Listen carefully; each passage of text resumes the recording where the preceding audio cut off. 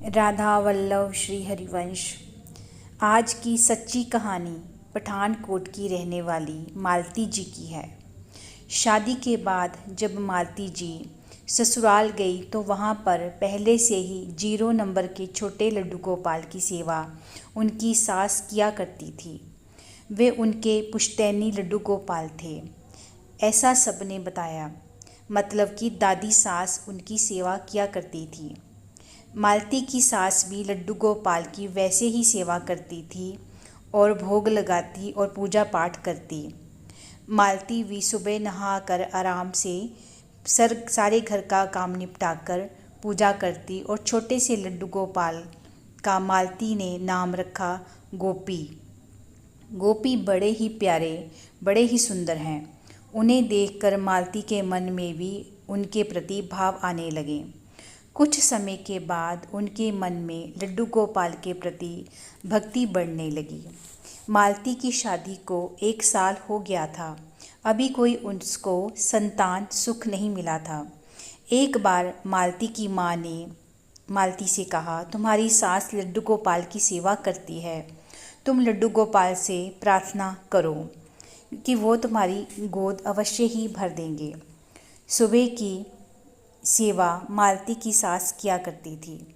मालती ने कभी नहीं देखा था कि वो स्नान का जल का क्या करती है और उसको मालती को पता भी नहीं था। एक दिन उसने सासू माँ को सेवा करते देखा। लड्डू गोपाल को स्नान करने के बाद स्नान का जल खुद पीती और बाकी तुलसी जी को डाल देती, पर ये बात मालती को नहीं पता थी। मालती भी सुबह का नाश्ता पानी बनाकर भगवान की पूजा करती और उनको माखन मिश्री का भोग लगाती। एक दिन उसकी सास ने उसे लड्डू गोपाल की पोशाक लेने के लिए बाज़ार भेजा, जन्माष्टमी की पोशाक लेने के लिए। दुकान में उसने बड़े लड्डू गोपाल को देखा। उसने सोचा कि हमारे पास तो छोटे से लड्डू गोपाल हैं, क्यों ना बड़ा विग्रह लिया जाए। घर आकर मालती ने इस बारे में अपनी सासू माँ को बताया कि इस जन्माष्टमी पर बड़े लड्डू गोपाल का बड़ा विग्रह घर में लेकर आना चाहिए। मैंने दुकान में बहुत सुंदर से लड्डू गोपाल देखे हैं। तब उसकी सासू माँ ने मना कर दिया। उसने कहा, वर्षों से लड्डू गोपाल की सेवा जो हो रही है, तुम बड़े लड्डू गोपाल को लेकर आओगी तो गोपी के लिए प्यार कम हो जाएगा। तुम्हारा सारा ध्यान बड़े लड्डू गोपाल में रहेगा, जो अच्छा नहीं है। तुम गोपी की सेवा ही करो। मालती ने ऐसा कहा, ऐसा नहीं है, मेरा प्यार गोपी के लिए कम नहीं होगा। सभी लड्डू गोपाल हमारे आराध्य हैं। मालती ने अपनी सासू माँ को समझाने की पूरी कोशिश की, फिर भी सास ने मना कर दिया तो मालती लड्डू गोपाल नहीं लाई। मालती की शादी को 3 साल हो गए थे, अभी भी उनको कोई संतान नहीं हुई। एक बार मालती की सास बीमार हो गई और कमज़ोर हो गई। 55 साल की उम्र में मालती की सास का देहांत हो गया। मालती भी सास की तरह गोपी की सेवा करने लग गई। उसको पता नहीं था कि स्नान के जल का क्या करना है, क्योंकि उसने सास को कभी भगवान को स्नान कराते और जल का क्या करते कभी देखा ही नहीं। वो जल को बर्तन मांजने वाले शंख में डाल देती। ऐसा करते हुए उसे काफ़ी दिन हो गए। फिर जन्माष्टमी का त्यौहार आया और वह दुकान में गोपी के लिए वस्त्र और आभूषण लेने गई। मालती को वही लड्डू गोपाल उस दुकान में फिर दिखे। अभी तक कोई उस लड्डू गोपाल को नहीं लेकर गया था, तो उसने सोचा शायद ये लड्डू गोपाल मेरा ही इंतज़ार कर रहे हैं, तो शायद वो मुझसे ही सेवा लेना चाहते हैं, वरना इतनी बड़ी दुकान में कोई ना कोई तो उसे निछावर देकर ले ही जाता। तो मालती निछावर देकर लड्डू गोपाल को घर में ले आई। जन्माष्टमी के दिन उसने पंचामृत से स्नान करके घर में स्थापित किया। फिर से वही गलती कर दी, स्नान वाला चरणामृत को बर्तन मांजने वाले शंख में डाल दिया। अज्ञानता के कारण वो ऐसा कर रही थी, क्योंकि उसको पता नहीं था। जब मालती की शादी को 4 साल हो गए, तब लड्डू गोपाल की सेवा करते उसे काफ़ी समय हो गया था।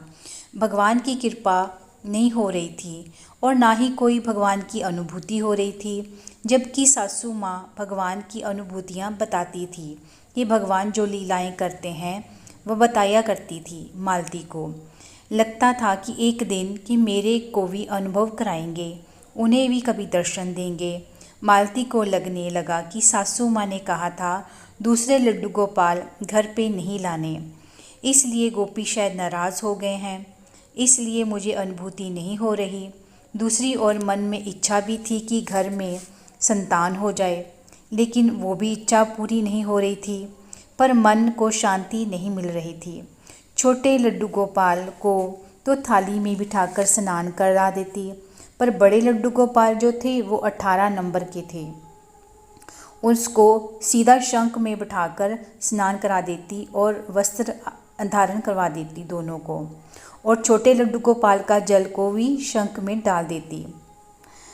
उस एक दिन वो भावुक हो गई और रोने लगी कि मेरे सुख के दिन कब आएंगे। सासू माँ आपकी सेवा क्या करती थी, आप उनको अनुभूतियाँ कराया करते थे और उनको दर्शन दिया करते थे। मैं भी वैसे ही आपकी सेवा करती हूँ। मुझसे कोई भूल हो गई हो तो मुझे क्षमा करना, मुझे सही शिक्षा देना, मुझे सही मार्ग दिखाना। मैं सभी रूपों में आपको पूजती हूँ, कृपा भगवान मेरा मार्गदर्शन करें। पूजा करने के बाद जब मालती जैसे ही नाश्ता करने बैठी तो पड़ोस में कीर्तन का बुलावा आ गया कि शाम को पड़ोसी के घर में कीर्तन है।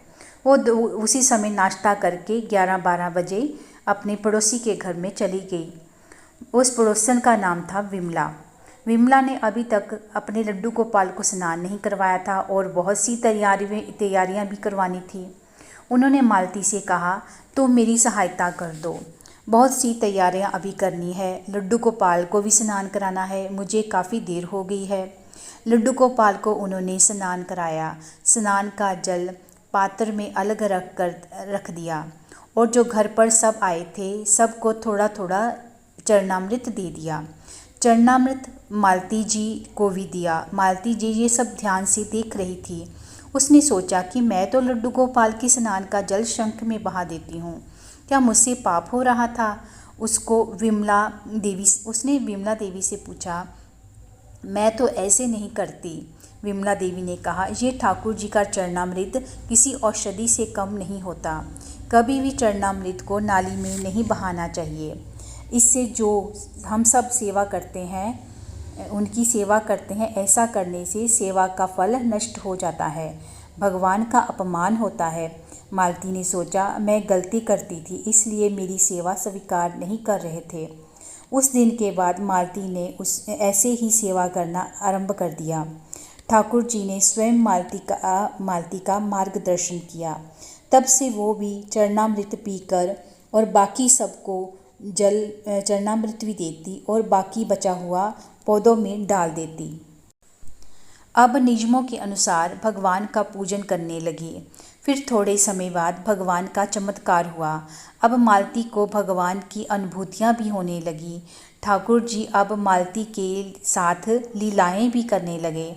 तो दोस्तों, ये छोटी छोटी गलतियाँ हम अनजाने में करते हैं, इसलिए हमारे ठाकुर जी जागृत नहीं होते।